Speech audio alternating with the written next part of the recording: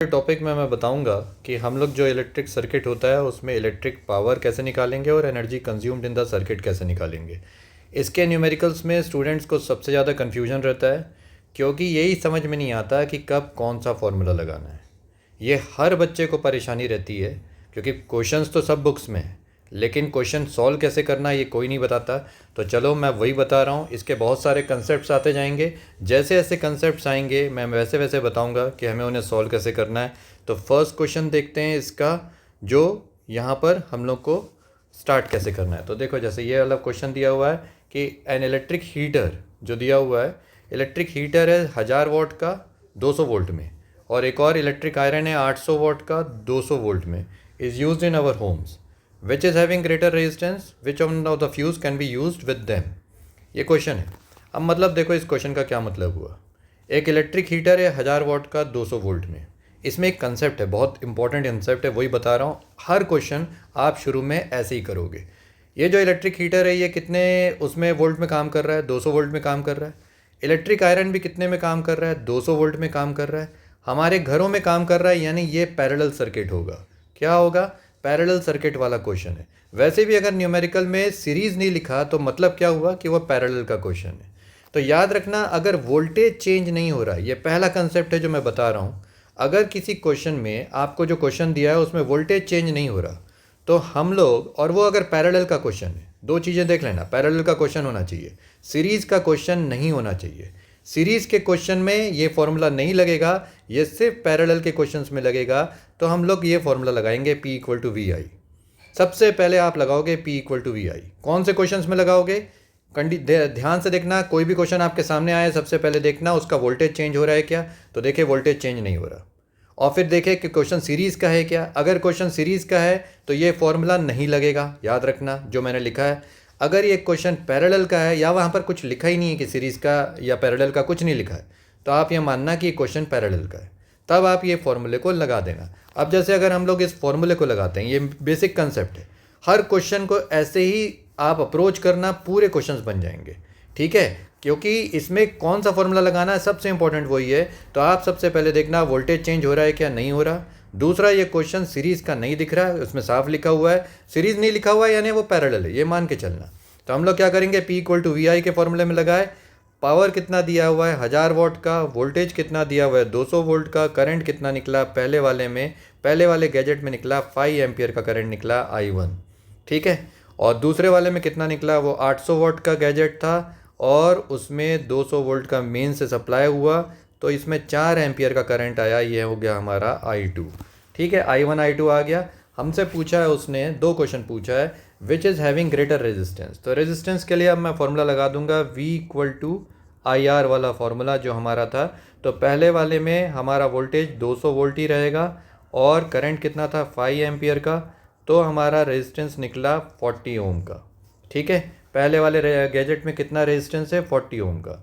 दूसरे वाले में 200 को डिवाइड कर देंगे 4 से, तो 50 ओम का रेजिस्टेंस आया।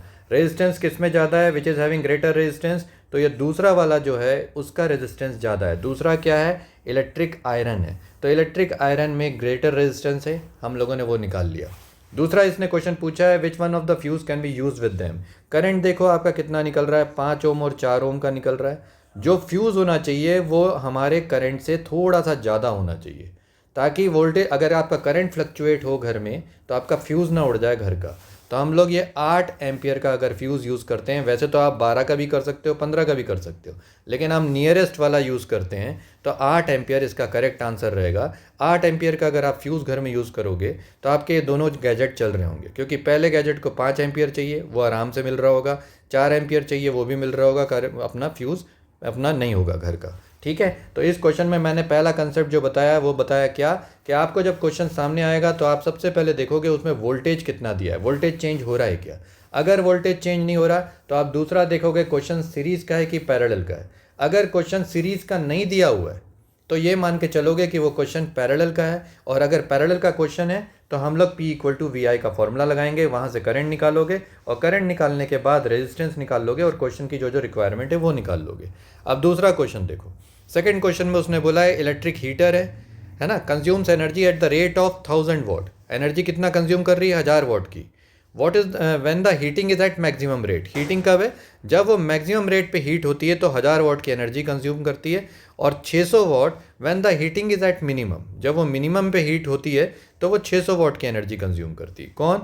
Electric heater.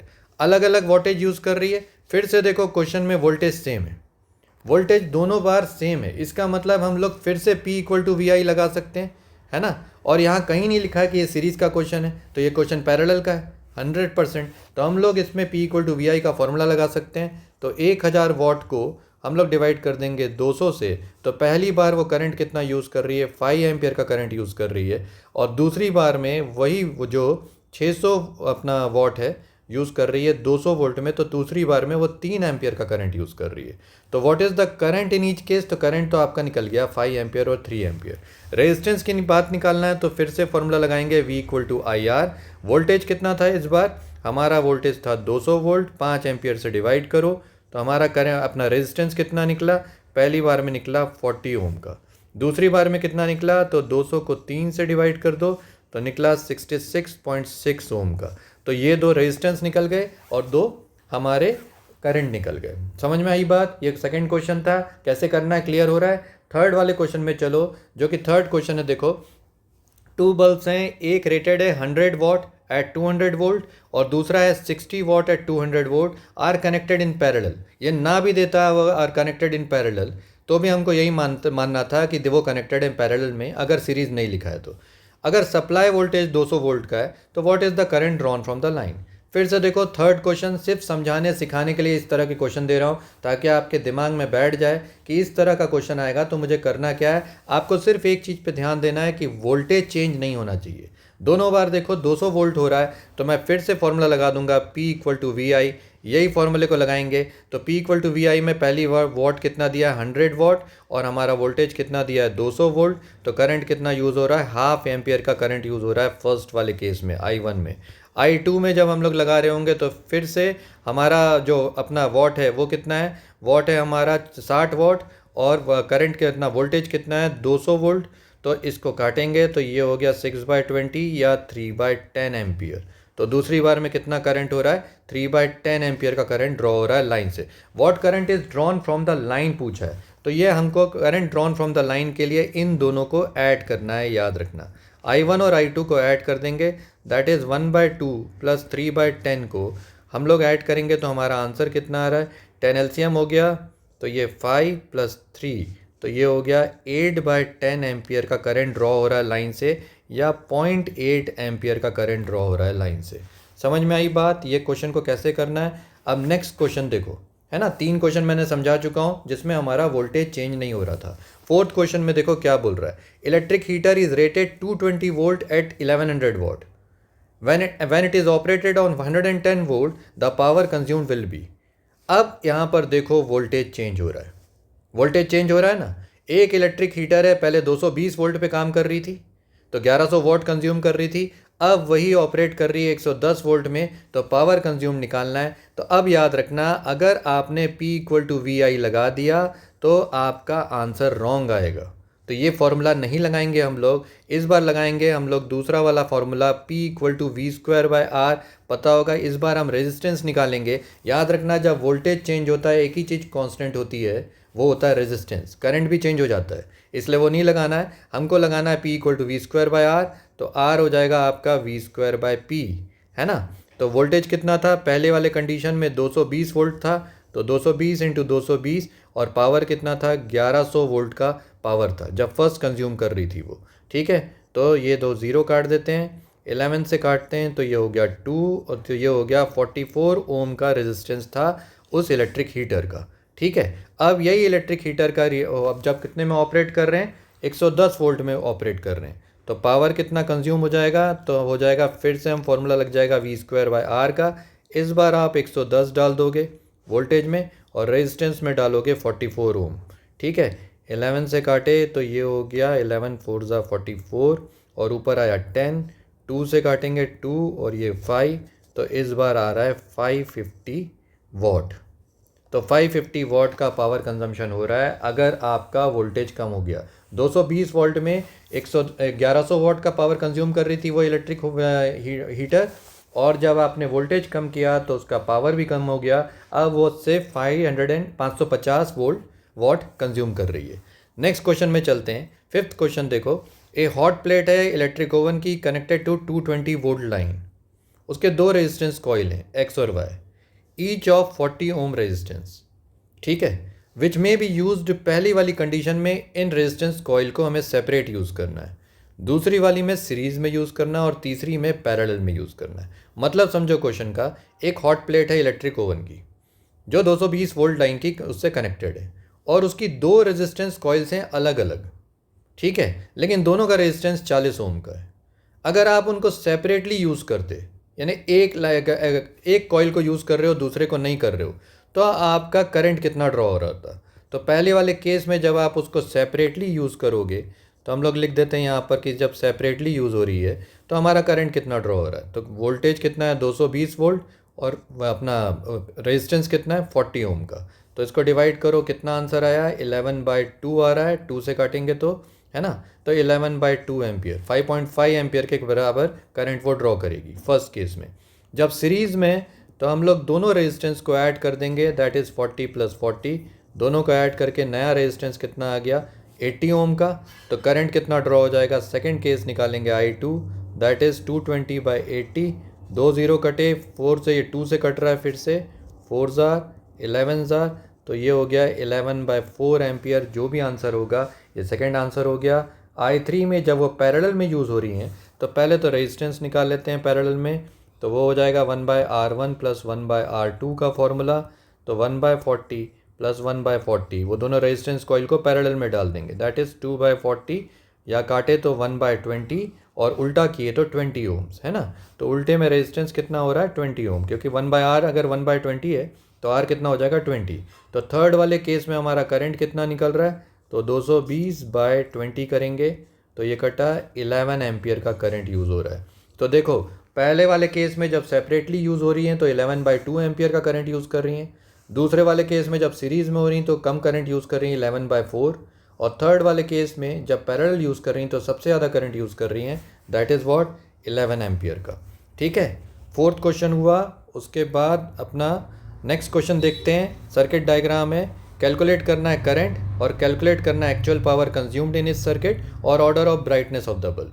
यहाँ पर अब देखो इस क्वेश्चन में ध्यान से, ये दोनों बल्ब किस में दिए हुए हैं, सीरीज में दिए हुए हैं। आपको पेपर में ज़रूर आएगा कि ब्राइटनेस बताओ किस बल्ब को, कौन सा बल्ब कितना ग्लो करेगा, और आपने ये देखा भी होगा अपने अभी तक के एग्जाम्स में, है ना, कि ब्राइटनेस ऑफ द बल्ब निकालने के लिए क्वेश्चन जरूर आता है। ये बड़ा फेमस क्वेश्चन है, ये 100% आता है। अब देखो यहाँ पर एक खास बात का ध्यान रखना है, मैं शुरू से बोल रहा हूँ कि हम लोग जो P = VI फॉर्मूला लगाते हैं वो पैरेलल में लगाना है, सीरीज़ में नहीं लगाना है। यहाँ पर देखो ये क्वेश्चन सीरीज़ का दिख रहा है, तो ये सीरीज़ का क्वेश्चन है, तो P = VI फॉर्मूला हम लोग नहीं लगाएंगे। कौन सा फॉर्मूला नहीं लगाएंगे, ये वाला फॉर्मूला हम लोग नहीं लगाएंगे।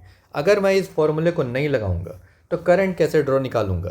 पहले तो मैं इस पूरी लाइन में रेजिस्टेंस निकालूंगा। रेजिस्टेंस कैसे निकालूंगा, फिर से फॉर्मूला लगा दूंगा अपना। रेजिस्टेंस के लिए क्या फॉर्मूला हो जाएगा, V²/P। पावर दिया हुआ है हम लोग को और वोल्टेज दिया हुआ है, तो हम लोग 200 × 200 वोल्टेज है हमारा, और पावर पहले वाले बल्ब का है 100 वोल्ट का, है ना, 100 वाट का है, उससे डिवाइड किए तो पहली वाले उसका रेजिस्टेंस निकला 400 ओम, ठीक है। ये R1 है।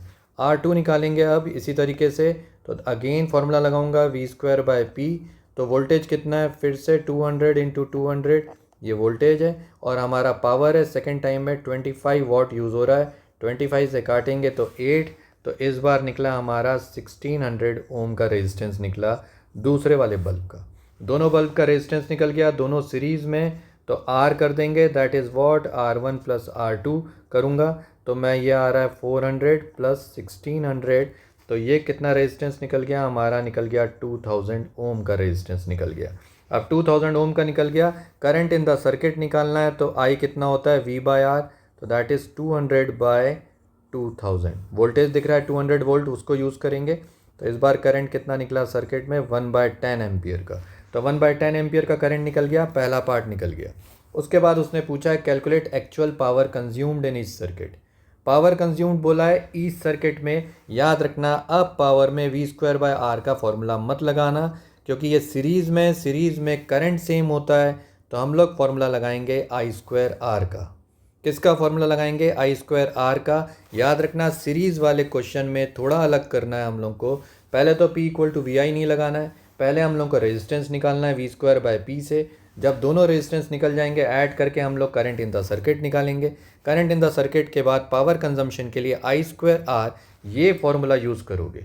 करंट कितना था? 1/10 था, तो मैं उसको मल्टीप्लाई कर देता हूँ 1/10 इंटू 1/10। और आर कितना है? फर्स्ट वाले केस में 400 ओम था, तो मैं 400 ओम लगाऊंगा। तो ये कितना हो गया? ये कटा, तो हमारा पावर कंजम्पशन हो गया 4 वाट का पहले बल्ब में। ठीक है, दूसरे वाले बल्ब में पावर कंजम्पशन के लिए फिर से यही फार्मूला, कौन सा? आई स्क्वायर आर। तो 1/10 इंटू 1/10 करेंगे। और वोल्टेज कितना है, सॉरी अपना रेजिस्टेंस कितना है? 1600 ओम। तो इस फॉर्मूले को लगाएंगे, तो इस बार मेरा आंसर आया 16 वाट।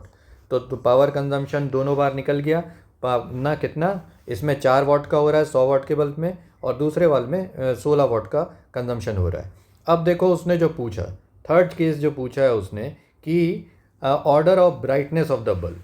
तो याद रखना ऑर्डर ऑफ ब्राइटनेस किस पे डिपेंड करेगी?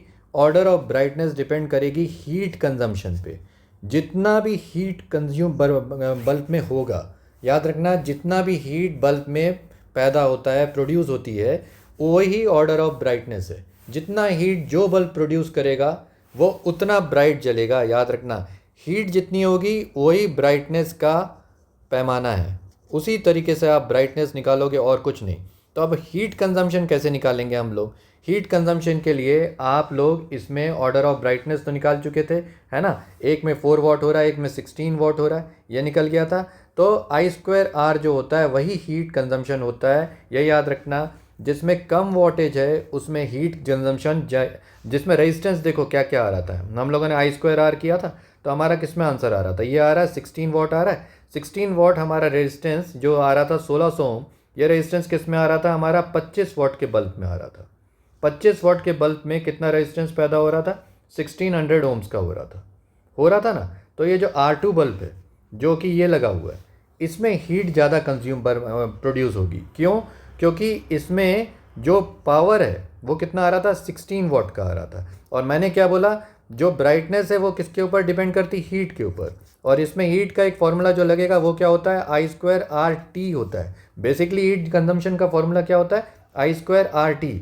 लेकिन टाइम नहीं दिया है हम लोग को, तो हम लोग क्या लगा सकते हैं? आई स्क्वायर आर का फॉर्मूला लगाएंगे।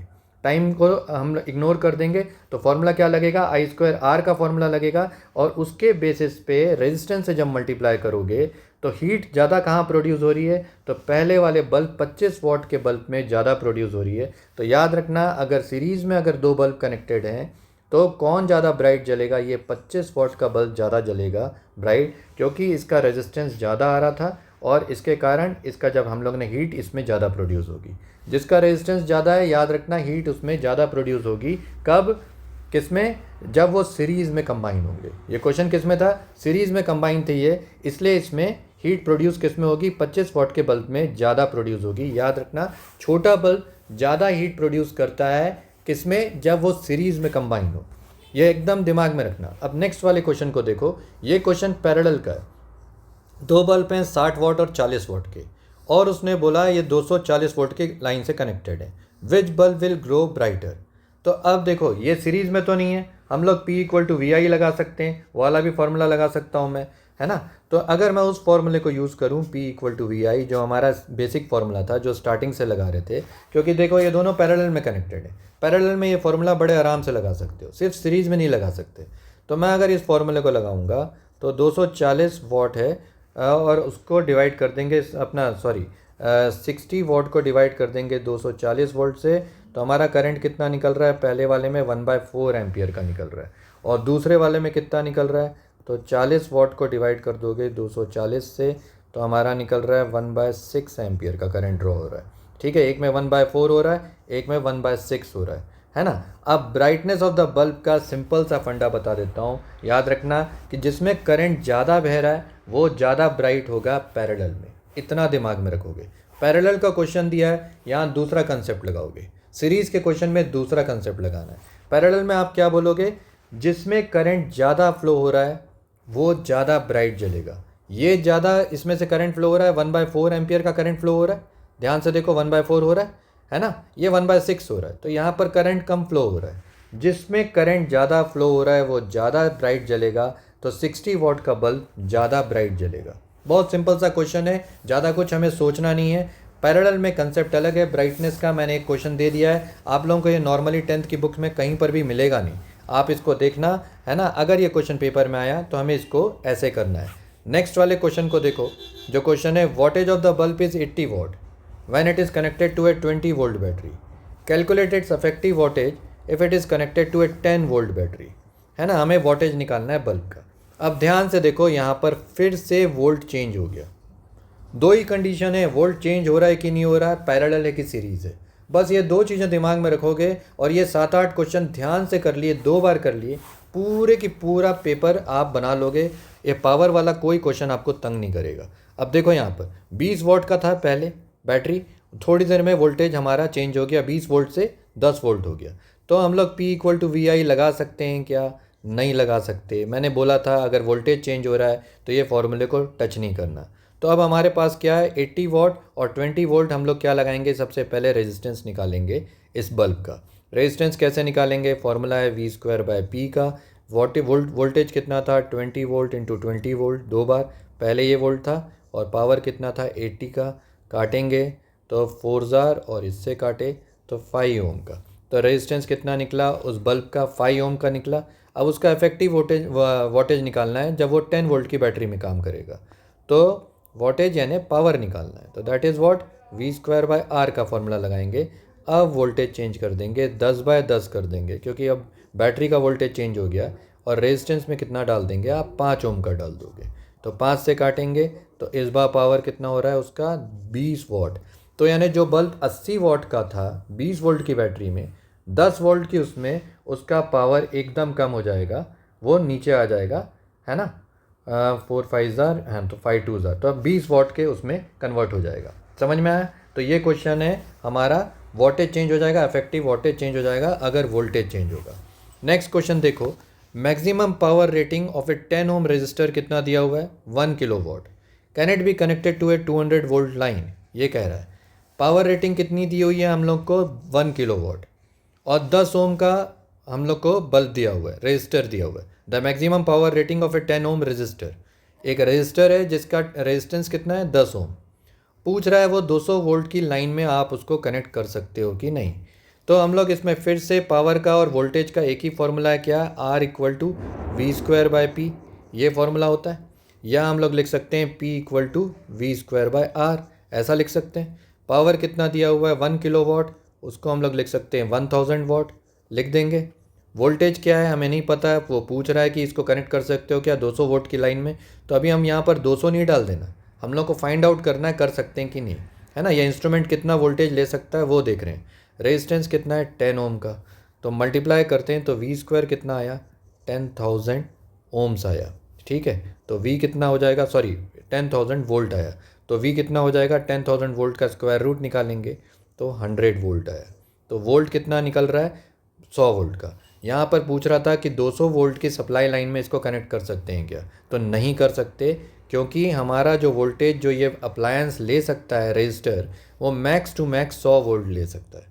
तो इस तरह का क्वेश्चन जरूर आ सकता है, छोटा क्वेश्चन, मतलब समझ लो क्या करना है। आपको क्या सोचना है, ऐसे कोई क्वेश्चन सामने आएगा तो आपको देखना है R के बारे में दे रहा है, वॉट के बारे में दे रहा है और वोल्ट के बारे में दे रहा है। अगर आपको क्वेश्चन ज़्यादा क्लियर नहीं भी हो रहा है तो उन तीनों से रिलेटेड फॉर्मूला डाल दोगे, R = V²/P, कि चलो यार ये फॉर्मूले को डाल के देखते हैं, है ना। उसी से आंसर आ जाएगा। और यहाँ पर उसने वोल्टेज मांगा है हमारा कि नेक्स्ट लाइन में क्या वोल्टेज होगा, तो वो इतना होगा।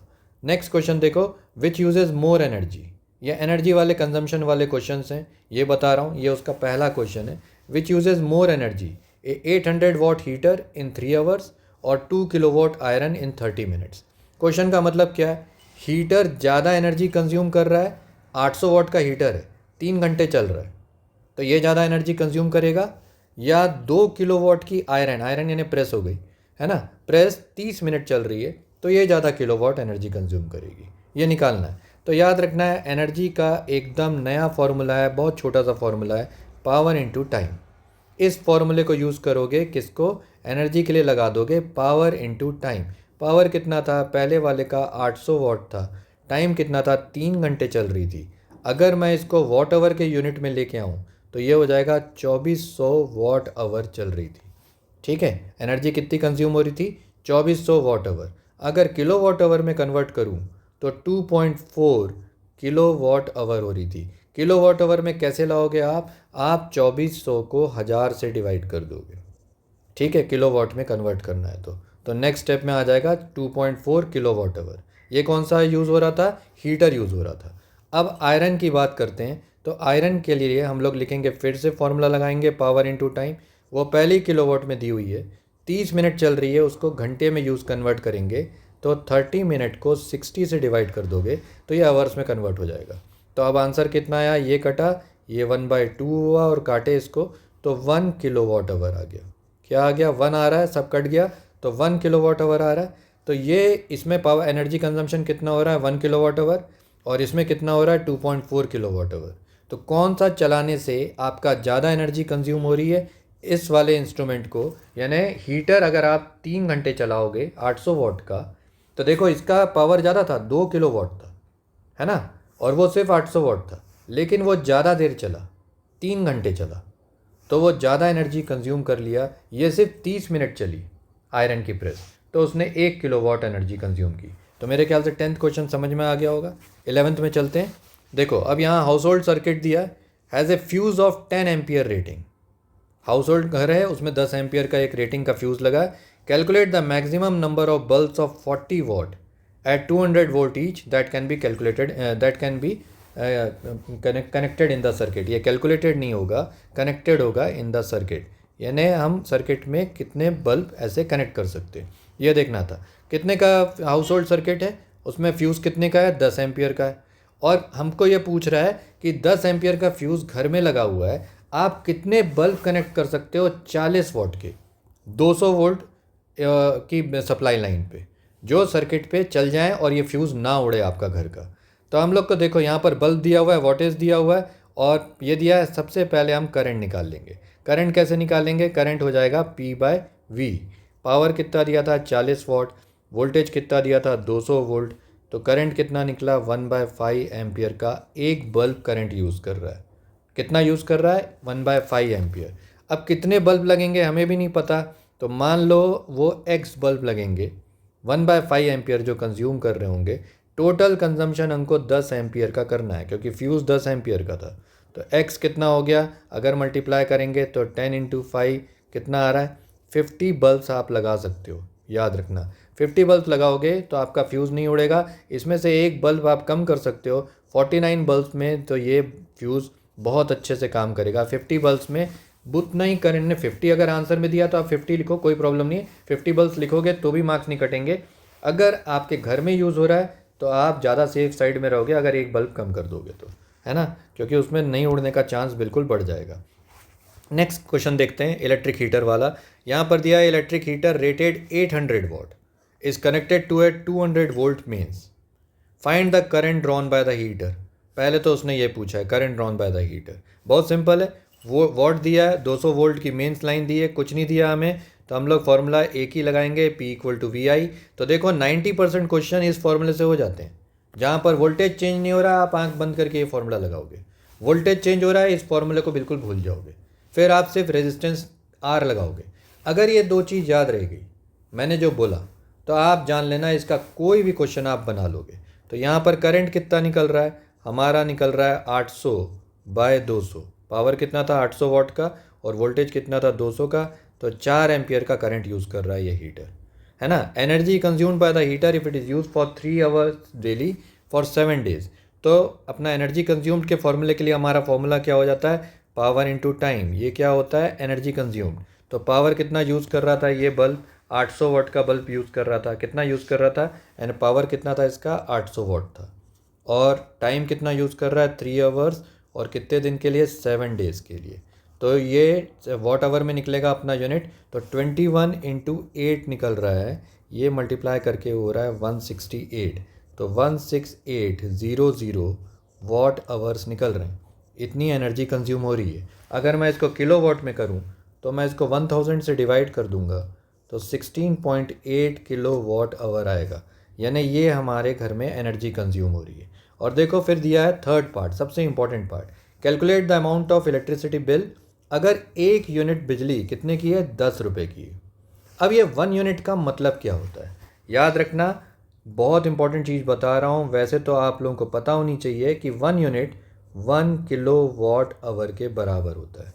मतलब आपको कोई भी क्वेश्चन दिया है और अगर उसमें इलेक्ट्रिसिटी का बिल निकालने को बोला और यूनिट में आंसर क्वेश्चन देगा कि 7 रुपये का 1 यूनिट है, 8 रुपये का है, 10 रुपये का है, तो याद रखना आपको क्वेश्चन को किलो वाट आवर में कन्वर्ट करना है, वाट आवर में नहीं करना है। वाट आवर से मल्टीप्लाई मत कर देना, जीरो मिल जाएगा, मार्क्स कट जाएंगे।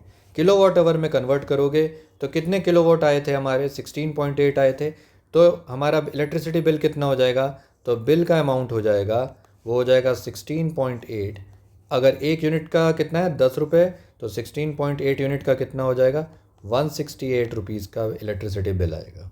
ठीक है, तो ये याद रखना, इस क्वेश्चन को ऐसे करना था। नेक्स्ट क्वेश्चन में चलते हैं। यहाँ पर देखो क्या बोल रहा है, calculate the power supplied to the circuit बोला है। ये मेंस है और ये मान लो घर का, किसी के घर का बना हुआ है कि उसके घर में एक फ़ैन लगा है 800 वाट का, एक हीटर लगा है 2 किलो वाट का, और 3 बल्ब लगे हुए हैं पैरेलल में, देखो लगे हुए हैं 60 वाट, 40 वाट और 100 वाट के 3 बल्ब लगे हुए हैं। हमसे पूछ रहा है calculate the power supplied in the circuit. Power supply करने को बोल रहा है कि सर्किट में कितना पावर सप्लाई हो रहा है। तो हम क्या करेंगे, ये जितना भी वोल्टेज दिया हुआ है ना, इसको पूरा ऐड कर लेंगे।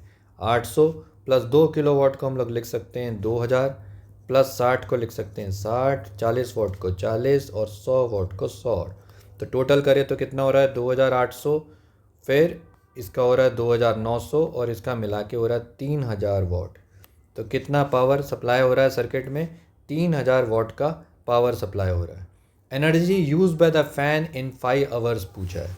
फ़ैन 5 घंटे में कितनी एनर्जी यूज़ कर रहा है, तो फ़ैन का निकाल देते हैं। पैरेलल में तो सब अलग अलग एनर्जी यूज़ करेंगे, हमें टेंशन नहीं है। 800 वाट का पावर था और टाइम कितना था, 5 घंटे का टाइम था, तो मल्टीप्लाई कर ले रहे हैं तो ये कितना हो रहा है, 4000 वाट आवर हो रहा है। कितना हो रहा है, 8 5 40, 4000 वाट आवर हो रहा है। फ़ैन इतनी एनर्जी यूज़ कर रहा है।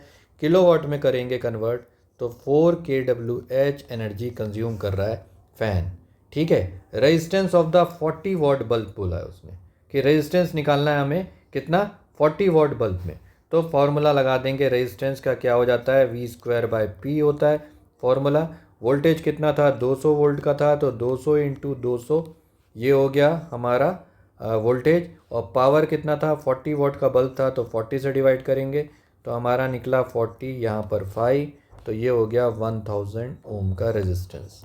ठीक है, तो मेरे ख्याल से यहाँ तक जितने भी मैंने क्वेश्चंस बताए पूरे समझ में आ गए होंगे। ये टॉपिक को करने का तरीका यही है। फिर से बता दे रहा हूँ एक बात, आप सुन रहे हो तो, कि अगर वोल्टेज चेंज नहीं हुआ तो P = VI लगाएंगे, अगर पैरेलल में क्वेश्चन दिया है तो। अगर क्वेश्चन में सीरीज़ नहीं लिखा है तो ये मान के चलेंगे कि वो पैरेलल में, और अगर सीरीज़ में क्वेश्चन दिया है तो आप सबसे पहले रेजिस्टेंस निकालना R, है ना, P = VI फॉर्मूला मत निकालना। आज के लिए बस इतना ही। इसके बाद नेक्स्ट क्लास में मैं लाइट के क्वेश्चन शुरू करूँगा, बहुत जल्दी उसके ऊपर वीडियो बना के ला रहा हूँ।